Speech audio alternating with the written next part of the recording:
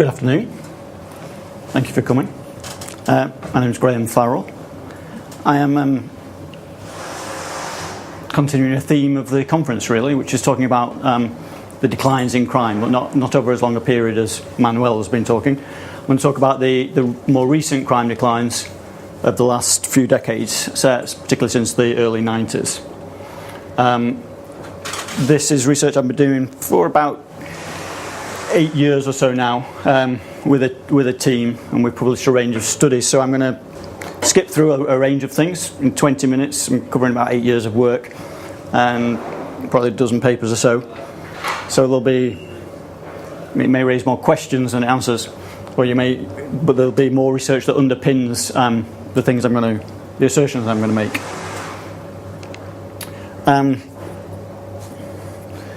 Hi. Just seats if you want. See if I can talk. Yes. Crime in most industrialised countries. I'm going to talk about property crime as well as personal crime, and then home in by making recommendations for preventing violence in the future.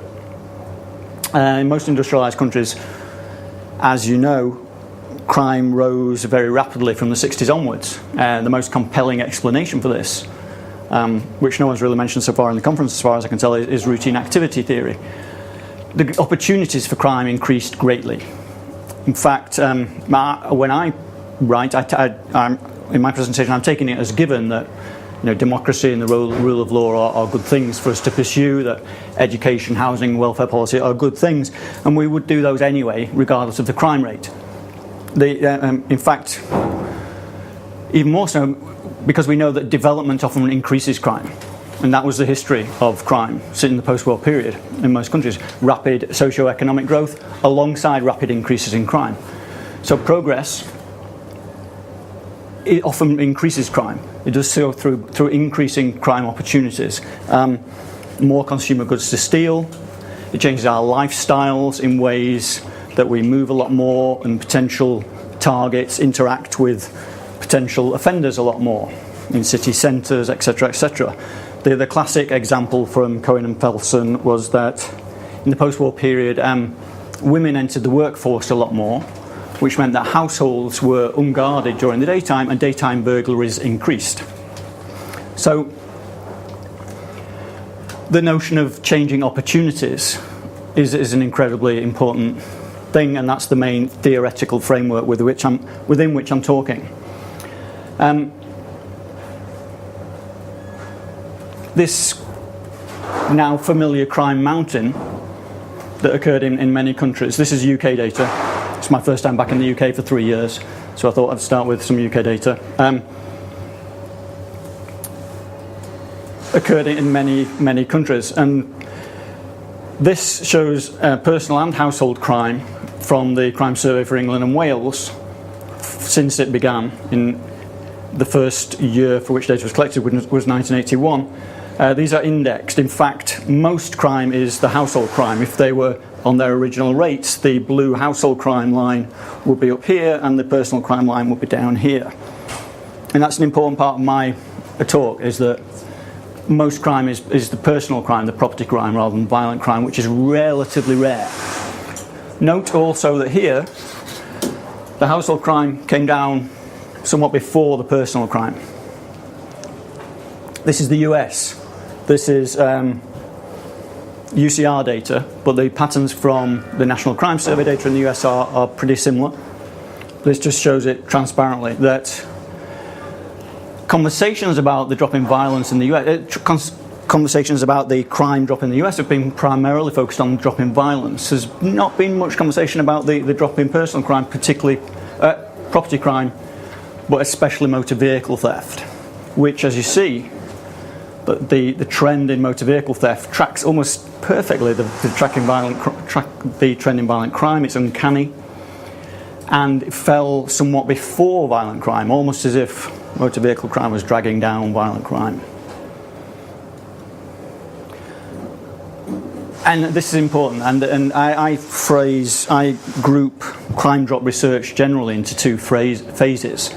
There was a phase of crime drop research, hugely imaginative research that looked at why crime had gone down in the US and looked at violence. And it was characterized by those two main features. But now I think of a phase 2 of crime drop research, which recognizes the crime drop's international, as many people have spoken about at the conference so far. It's occurred in many different countries. Property crime has also gone down in many instances. That's extremely important, as well as violent crime, and I think the two are related.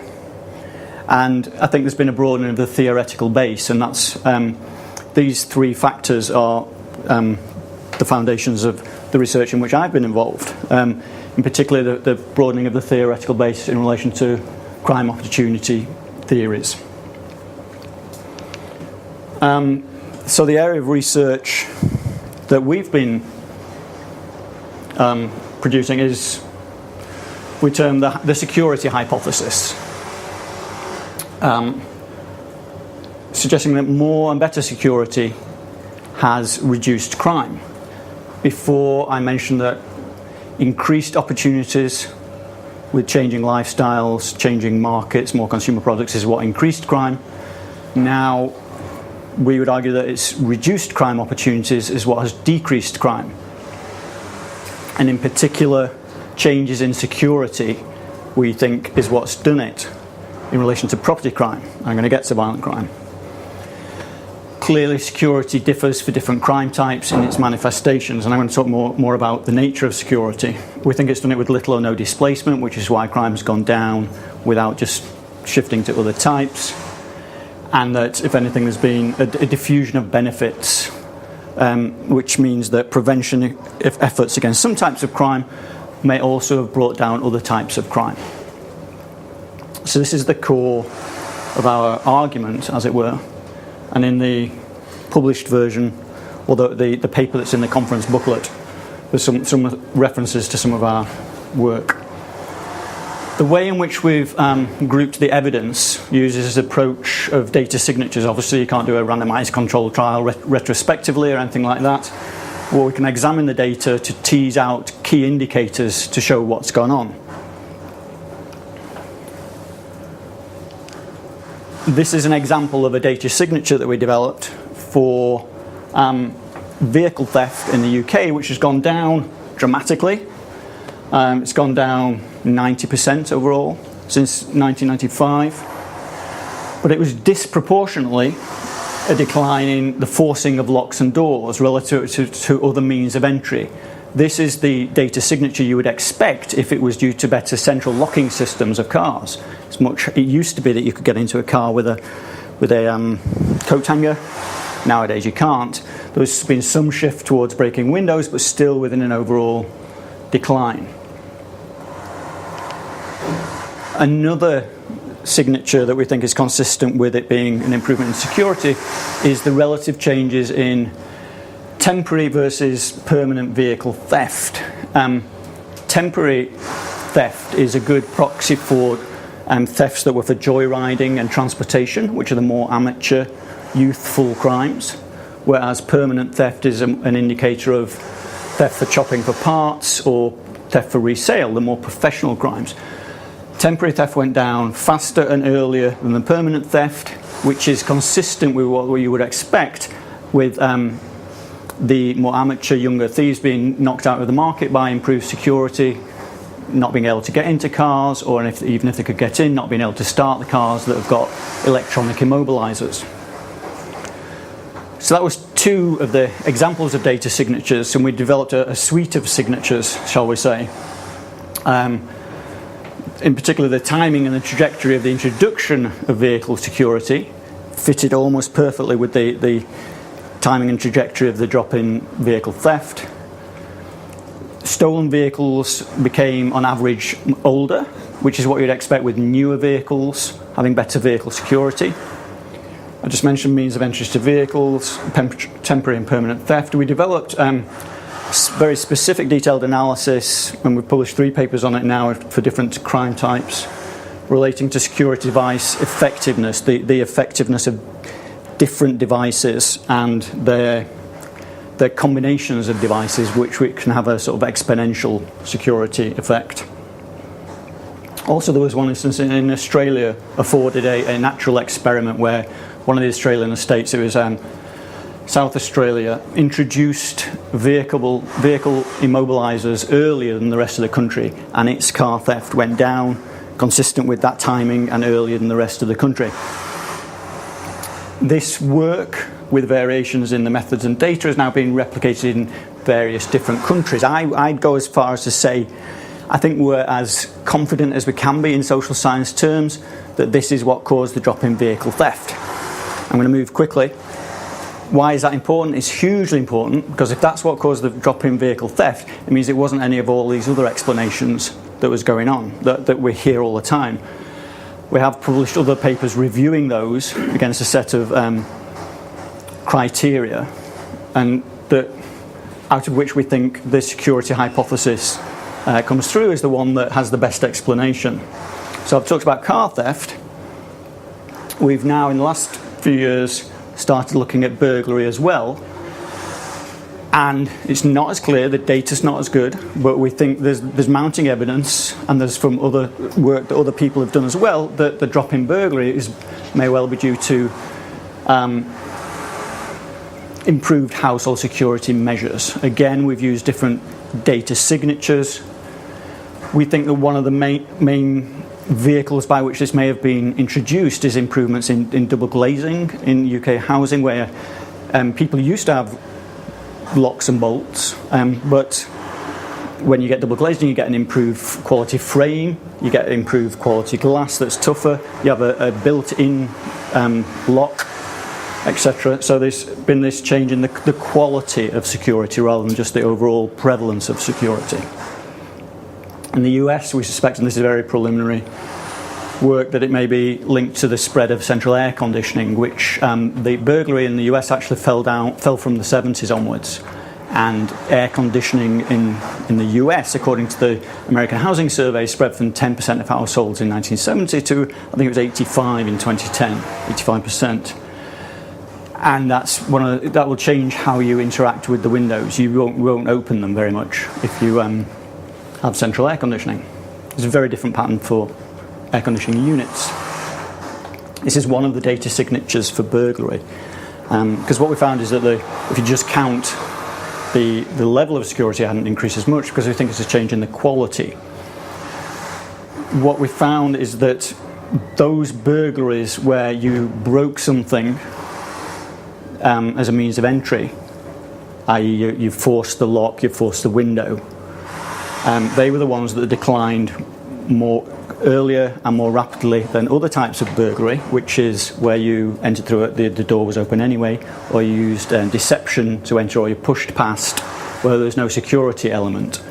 So we infer from this that security improvements, this is consistent with security as an explanation. And this is the spread in double glazing in the UK and the decline in burglaries per 1,000 households. I'm going to go quickly. Research still remains to be done, but I think I would expect to find that some of robberies, and we're getting towards violence now, particularly those against banks and many stores, have declined due to improved security. Bank security has improved tremendously. Shoplifting has declined hugely, almost certainly due to improvements in the way we design stores and how we protect products. Products are behind locked screens, they're tethered to the shelves, we have tags, we have all sorts of things in stores now that have brought down shoplifting, which is another high volume crime.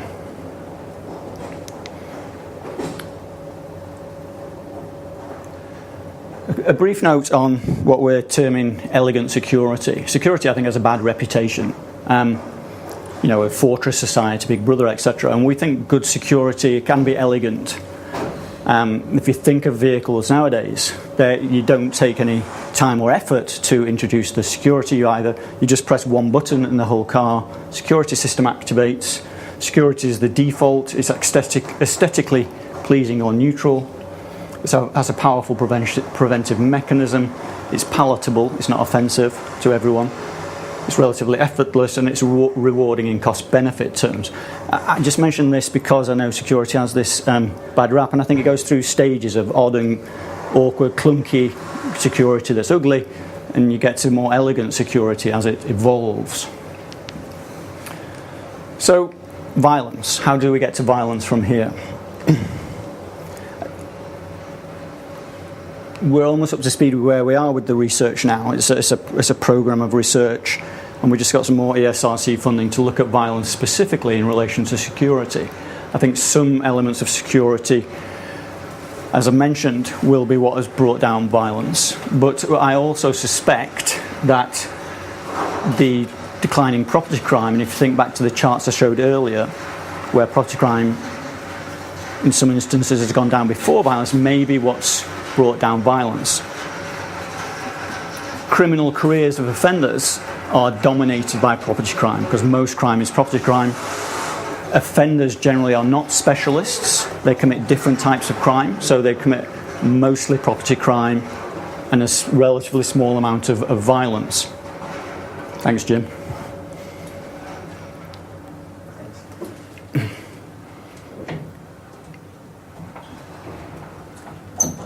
Evidence from repeat victimization research shows that victims of property crime are also more likely to be victims of violence, vice versa. We also are examining what we call the debut crime hypothesis. Criminal careers begin with debut crimes that are the easy crimes to commit: theft, car theft, burglary. If you progress, if you're successful with those, you progress to others. So this possible interruption of criminal careers is a possible consequence of improved security, and thereby, in the longer term, is what may have brought down violence.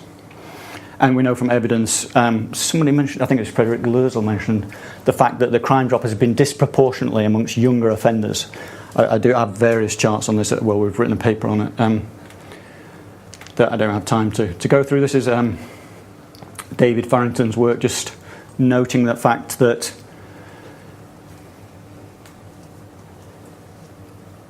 most offences that offenders commit are property crimes, and a relatively small proportion of the violent crimes.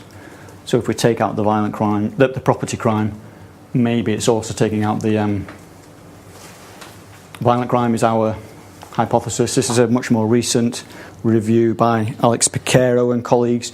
And the important thing about this is, because when I read this, I was like, oh gosh, that says that even sexual victimization, sex offenders, aren't specialists. That's a myth. So is it possible that security and the reduction in property crimes disrupted the criminal careers and activities of sex offenders? Because we know that sexual victimization has also gone down. And I think sexual victimization, domestic violence, child abuse are the ones that will be difficult for us to address, both in terms of data and conceptually from this approach. But this is a step in that direction.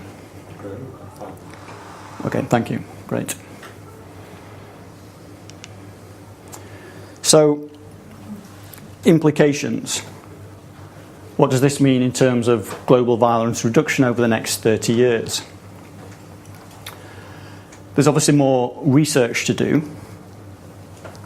As I've suggested throughout, we're progressing from what we framed as the easy crimes to examine car theft to other property crimes, gradually towards violent crimes and the more difficult ones. Because it's a learning process in terms of how we go about the research as well. Homicide is going to be very difficult. I think we've got some ideas about how to go about it. The great thing about homicide is that a lot more information is kept about it. In terms of the future, if it is property crime reductions that are dragging down violence, that's if we're optimistic, that's great news in terms of what we do in the future. It means we've got a good handle on what we should be doing, continuing to reduce property crime in various ways. This approach is generally consistent with situational crime prevention, using problem-solving approaches to identify how to intervene to design out different crime types in different circumstances and contexts. So clearly what happens in one country is not the same as elsewhere, but the methodology of the problem-solving approach is the route towards applying better security and better designs in different contexts. A particular area of interest is the notion of improving corporate social responsibility in relation to crime. It took many, many years to get vehicle manufacturers to introduce better security. They had to have their arms twisted. It was often it was mainly legislated in countries. But there are a portfolio of ways in which this can be introduced. So through regulation, housing security design standards for new build houses and for add-on to existing houses, even the design and layout of roads that can influence crime in various ways, and possible use of market-based incentives to stimulate manufacturers to increase their responsibility, to reduce the emission of crime opportunities, as it were.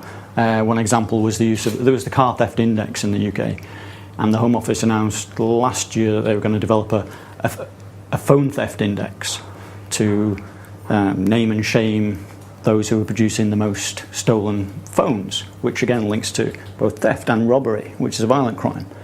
So I think I've done a very potted summary of many years of research and a whole suite of papers we've done, but I'm optimistic about it. The keystone hypothesis needs a lot of research, and I'm not 100% convinced that it will explain everything.